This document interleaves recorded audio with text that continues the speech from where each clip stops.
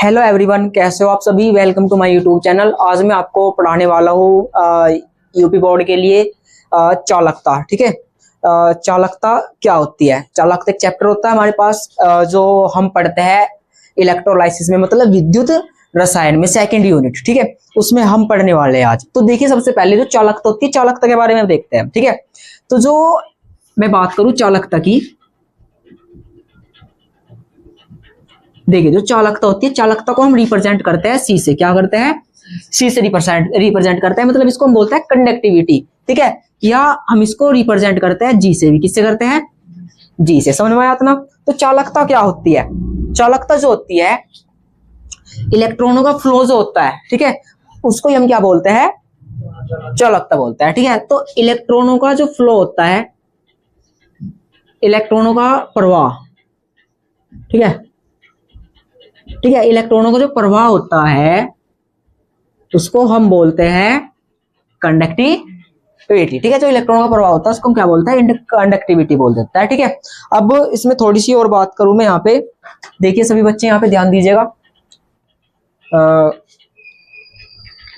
जो हमारे पास इलेक्ट्रॉनों का प्रवाह हो रहा है हम उसको क्या बोल रहे हैं? चालकता बोल रहे हैं।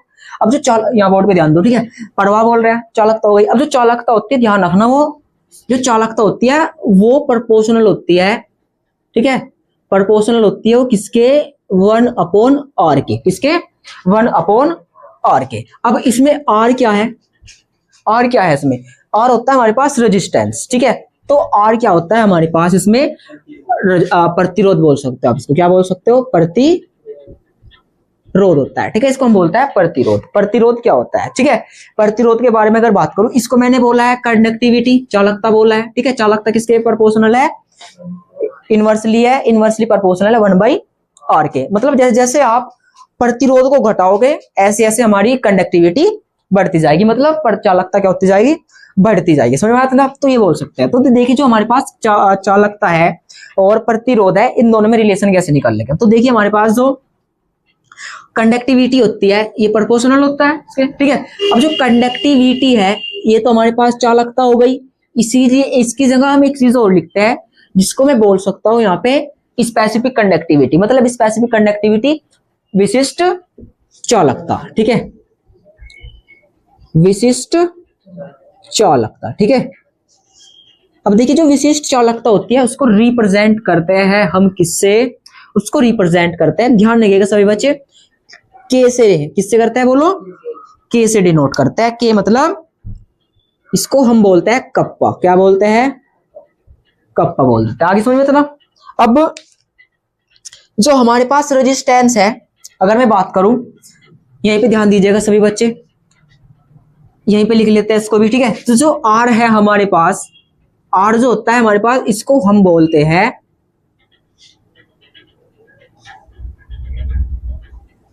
आर होता है हमारे पास प्रतिरोध। ठीक है,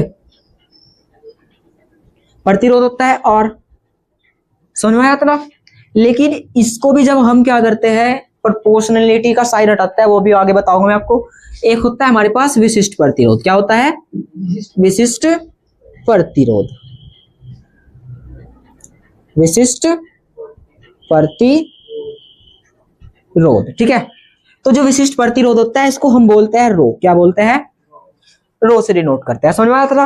स्पेसिफिक कंडक्टिविटी और कंडक्टिविटी। ठीक है, मतलब चालकता और ये विशिष्ट चालकता। अब देखिए, जो अगर मैं रिलेशन निकालना चाहूँ तो यहां से रिलेशन निकाल सकता हूं मैं। जो सी होती है, मतलब हमारे पास वो क्या होती है? वो प्रोपोर्शनल होती है 1/r के। यही पढ़ा भी हमने। ठीक है, किसके? 1/r के प्रोपोर्शनल है नहीं बोलो। अब जो स्पेसिफिक कंडक्टिविटी है, मतलब जो चालकता है, उसको मैं डिनोट कर सकता हूँ, जो कंडक्टिविटी चालकता है वो चालकता के क्या है? इज इक्वल है, मतलब। ठीक है, मतलब ये हटेगा हमारे पास तो ये यहाँ पे आ जाता है। जब जब ये साइन हटता है, देखिए इसको जब जब आप हटाते हो प्रोपोर्शनलिटी को, तब तब हटाते हो, तब तब एक कांस्टेंट आता है। क्या आता है?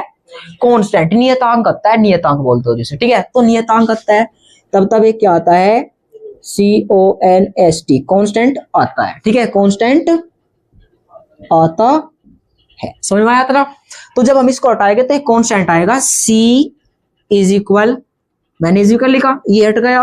अब हटाने पर मैंने इस केस में क्या लिखा, विशिष्ट प्रतिरोध। तो मेरे पास क्या आ जाएगा, कप्पा आ जाएगा, ठीक है, इनटू क्या आ जाएगा, सॉरी इनटू बोल रहा हूं, के अपॉन आर आ जाएगा, ठीक है। या आप इसको ऐसे भी लिख सकते हो, के 1/। आई होप आपको यहाँ पे क्लियर हो रहा होगा, ठीक है। ये कंडीशन समझ में आ गई। ऐसे हम आर को भी ऐसे लिख सकते हैं। अब जो कप्पा होता है स्पेसिफिक कंडक्टिविटी होती है, इसको मैं यहीं पे लिख देता हूं इजिली।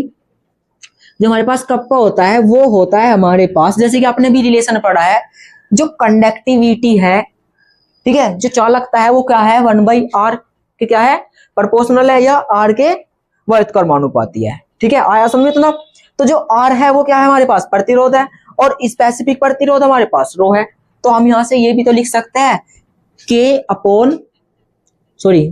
इज इक्वल 1/ρ, ये लिख सकते हैं, नहीं लिख सकते हैं, बोलो, ठीक है। ये भी पढ़ते हैं हम। आया समझ में इतना। अब देखिए यहां से रिलेट कर लीजिए आप, क्या कि अगर आपने C बराबर आपने स्पेसिफिक कंडक्टिविटी दिया है और आपने R इज इक्वल आपने रो दिया है, तो आपने यही तो पढ़ रखा है, ये एक दूसरे के इनवर्सली प्रोपोर्शनल है, तो ये भी एक दूसरे क्या हो जाएगा, इनवर्सली प्रोपोर्शनल हो जाएगा। जैसे कि C अपॉन आपने R लिखा है यहाँ पे, तो आप यहाँ पे क्या लिख सकते हो, C अपॉन 1/r लिखा है, तो आप ये भी तो लिख सकते हो, C बराबर 1/ρ भी तो लिख सकते हो आप, ठीक है। C की जगह मैं क्या लिख सकता हूँ, K भी तो लिख सकता हूँ, बोलो, तो मैं से क्या लिख सकता हूँ, K अपॉन 1/ρ भी तो लिख सकता हूँ।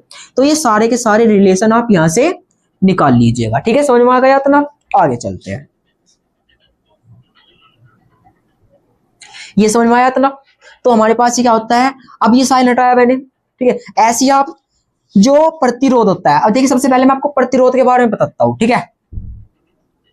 प्रतिरोध क्या होता है, तो जो प्रतिरोध होता है, जो लंबाई होती है, जो लंबाई होती है, ठीक है, लंबाई का क्या होता है, समानुपाती। क्या होता है बोलो, लंबाई के समानुपाती होता है, ठीक है। और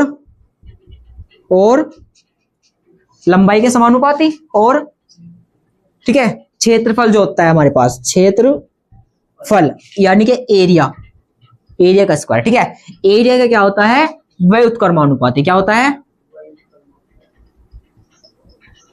व्युत्क्रमानुपाती होता है। तो ये समझ में आ गया आपको यहाँ पे, ठीक है। मतलब क्या रिलेशन निकला यहाँ पे, जो आर होता है,